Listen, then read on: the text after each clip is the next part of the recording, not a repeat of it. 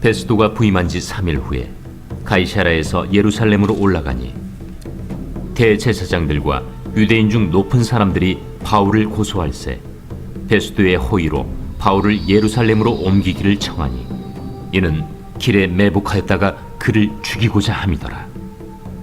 베스도가 대답하여 바울이 가이사라에 구류된 것과 자기도 멀지 않아 떠나갈 것을 말하고 너희 중 유력한 자들은 나와 함께 내려가서 그 사람에게 만일 옳지 아니한 일이 있거든 고발하라.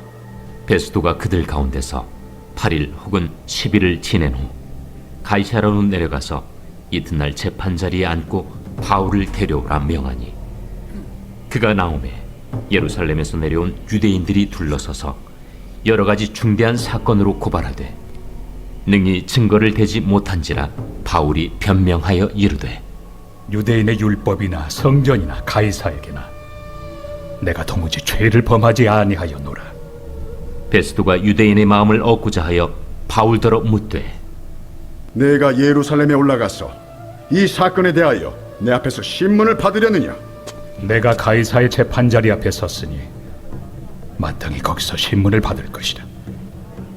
당신도 잘 아시는 바와 같이 내가 유대인들에게 불의를 행한 일이 없나이다. 만일 내가 불의를 행하여 무슨 죽을 죄를 지었으면 죽기를 사양하지 아니할 것이나 만일 이 사람들이 나를 고발하는 것이 다 사실이 아니면 아무도 나를 그들에게 내줄 수 없나이다. 내가 가이사께 상소하노라. 베스도가 배석자들과 상의하고 이르되 내가 가이사에게 상소하였으니 가이사에게 갈 것이라.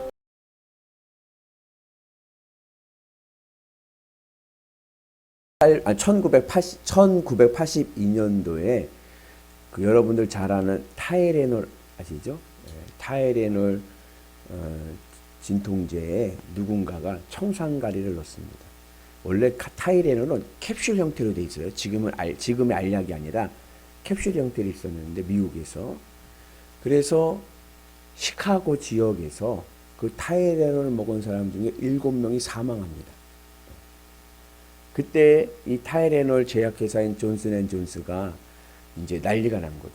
비상회의를 열고 회의를 연 지 5분 만에 무엇을 결정하냐면 전량 회수, 폐기.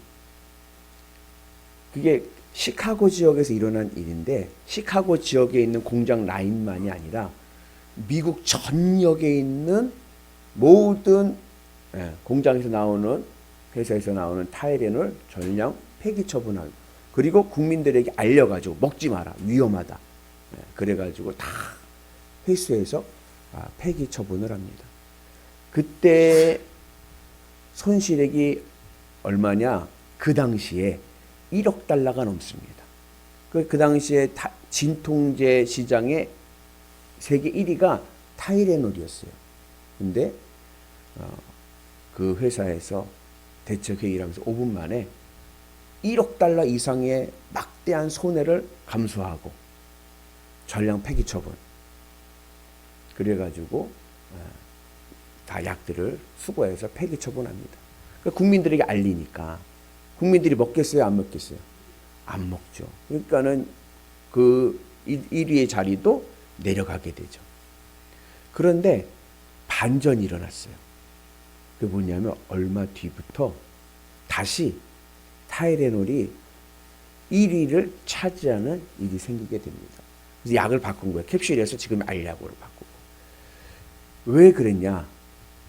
이 존슨앤존스의 회사의 핵심 가치가 있습니다. 그러니까 핵심 가치라는 것은 그 기업이 반드시 실천하고 행동해야 될 기준인 거예요.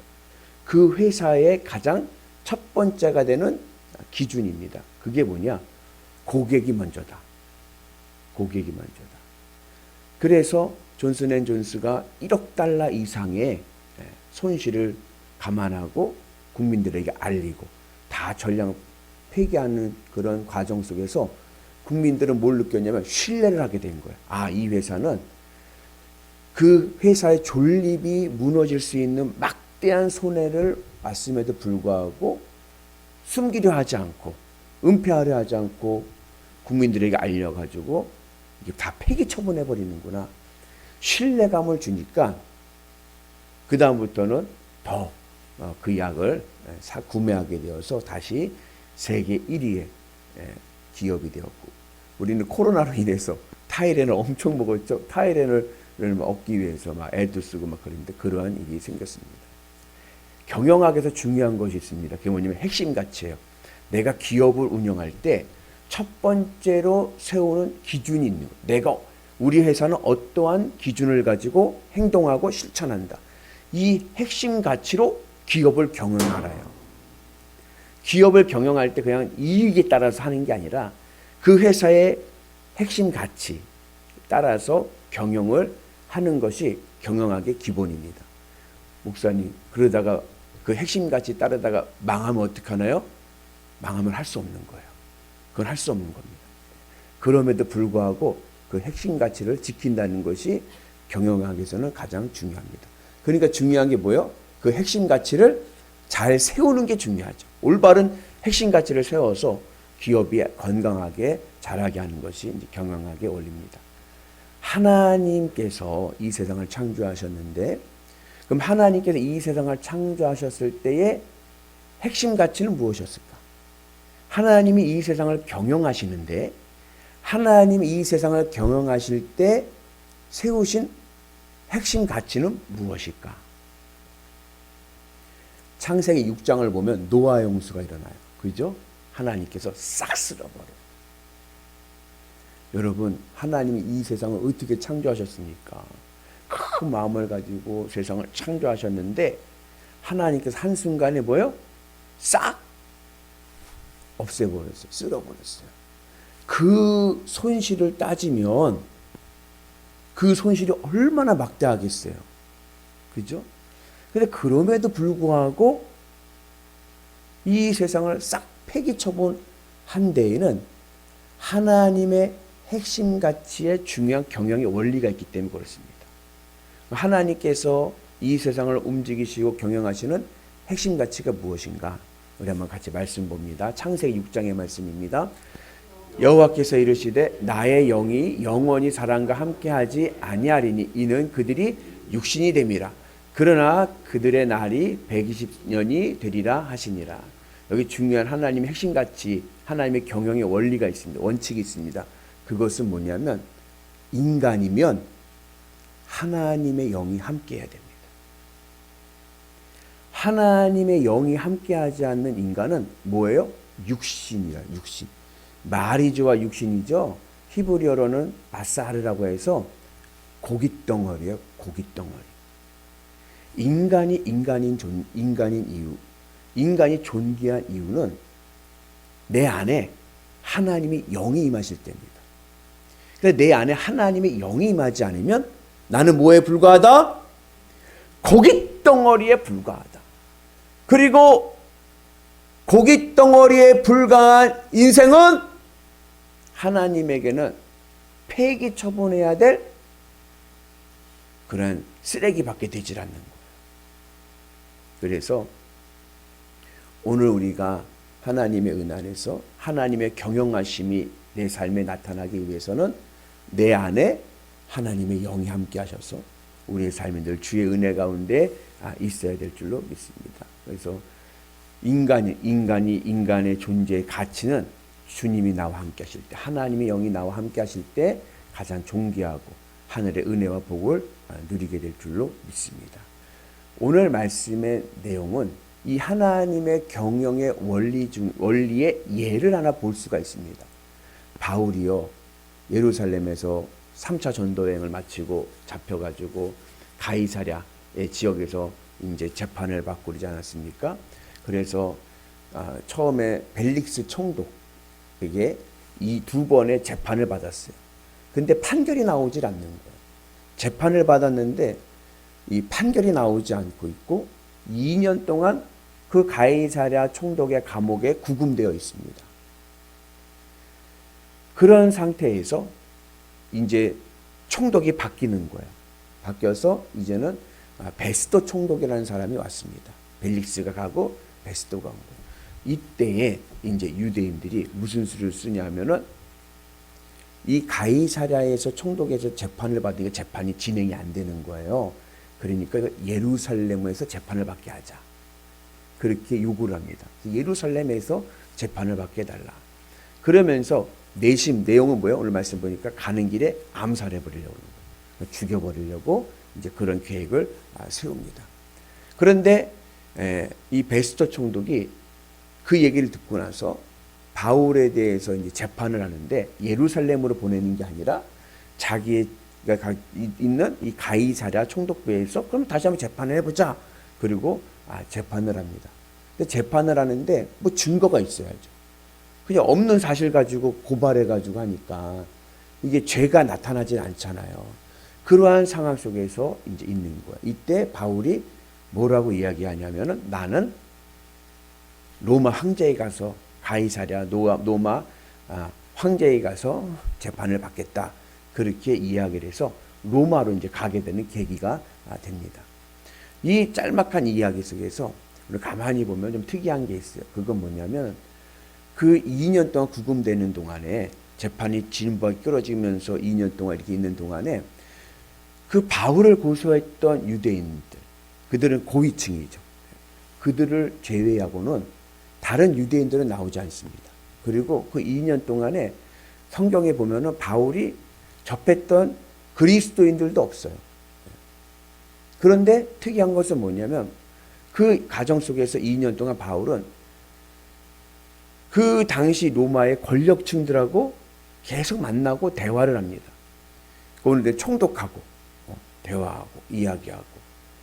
그 바울이 이때 구금되었을 때 만났던 사람들 중에 제일 낮은 계층이 뭐냐면 천부장이에요. 천부장은 지금의 계급을 하면 투스타 사단장입니다. 그러니까 사단장 밑에 만나지도 그 위부 사람들만 만나고 오늘 또 급기야 내가 로마 황제까지 가서 만나서 내가 재판을 받겠다 이야기합니다. 그래서 하나님의 세상의 경영의 원리가 나타나는 거예요. 그건 뭐냐면 하나님은 이 세상을 경영하실 때 힘 있는 자들, 잘난 자들을 중심으로 이 세상을 경영하는 것이 아니라 하나님의 영이 있는 사람을 통해서 이 세상을 역사하십니다. 그러니까 여러분 하나님이요 우리가 보기에는 미국을 중심으로 해서 강대국을 중심으로 해서 이 세상이 움직이는 것 같죠? 아니에요. 이 세상은요 그리스도인 예수 그리스도가 내 안에 있는 이들을 중심으로 이 세상은 경영이 됩니다. 그래서 우리가 이 바울의 일대기를 통해서 깨닫게 되는 것은 그들은 도구에 불과하다. 미국도 하나님의 도구고 세상의 모든 사람들이 모든 것들은 다 도구에 불과하다. 하나님의 경영의 도구에 불과하고 하나님의 핵심 가치는 하나님이 영이 임한 그 이스라엘을 통해서 하나님의 뜻이 펼쳐지는 것이다. 이것을 우리가 기억해야 될 줄로 믿습니다. 여러분들의 안에 예수 그리스도의 하나님의 영이 있으십니까? 그럼 오늘 여러분들 이 세상의 주역이 될 줄로 믿습니다. 어떻게 해야 내 안에 우리가 선악과 이후에 육체가 되어버렸어요. 고기 덩어리가 되어버렸어요. 그래서 이 세상 것만을 따르는 거예요. 이 세상 것만을 얻으려고 하는 거예요. 하나님은 보이지 않고 그러한 육신이 된 인간이 다시 하나님의 영이 임하는 하나님의 형상을 임하는 하나님의 존귀한 피조물이 되기 위해서는 예수 그리스도의 십자가의 은혜가 있어야 될 줄로 믿습니다. 그래서 내 안에 주님 십자가 은혜 안에서 다시 내 인생의 내 삶이 회복되고 변화되어서 고깃덩어리 인생이 하나님의 존귀한 생명이 되셔서 주의 뜻을 이루어가는 은혜가 있기를 축복합니다. 하나님은 이스라엘을 통해서 세상을 경영하십니다. 이 믿음의 원리를 깨닫고 내가 주 안에 있으면 주님이 내 인생을 책임져 주시고 우리의 가정을 지켜주시고 아멘이시죠? 여러분들의 일터와 우리 교회를 지켜주실 줄로 믿습니다. 제가 요즘에 어느 책을 읽는데 그 책에 나오는 이야기인데 인상적이어서 랍비들의 성경 해석이에요. 랍비들의 성경 해석인데 이 창세기 1장을 보면 하나님의 창조 이야기가 나오지 않습니까? 근데 이 하나님의 창조를 가만히 보면 짝이 있어요. 짝이 있어요. 첫째 날, 둘째 날, 셋째 날, 넷째 날, 다섯째 날, 여섯째 날이에요. 첫째 날 하나님이 뭘 만드셨어요? 빛이 있으라. 그죠? 그리고 넷째 날에 그 빛과 연결되어 있는 해와 달과 별을 창조하십니다. 둘째 날 궁창을 나누셔서 물과 하늘을 만드시거든요. 그리고 다섯째 날 물고기와 새를 창조하십니다. 여섯째 날 육지를 만드십니다. 땅을. 그리고 셋째 날에 땅을 만드십니다. 그리고 여섯째 날에 육축의 땅의 짐승들과 인간을 창조하시죠. 그리고 일곱째 날이 안식일인 거예요. 이제 이 창조 창세기 1장의 이 스토리를 이제 랍비들이 의인화해서 이제 이렇게 해석을 했더라고요. 안식일이 삐졌습니다. 의인화한 거예요. 의인화. 안식일이 삐졌습니다. 왜 삐졌냐? 하나님, 다 짝이 있는데 왜 나는 짝이 없어요? 첫째 날은 넷째 날하고 짝이고, 둘째 날은 다섯째 날하고 짝이고, 셋째 날은 여섯째 날하고 짝인데 왜 나는 짝이 없어요? 그랬어요. 그때 하나님께서 하신 말씀이, 야, 너에게도 짝이 있다. 바로 이스라엘이다. 안식일이 뭐 하는 날입니까? 하나님으로 안식하는 날이에요. 하나님으로 평안을 잡고 하나님으로 기뻐하는 날입니다. 그 짝이 있습니다. 그 짝이 누굽니까? 오늘 내가 될 줄로 믿습니다. 이스라엘.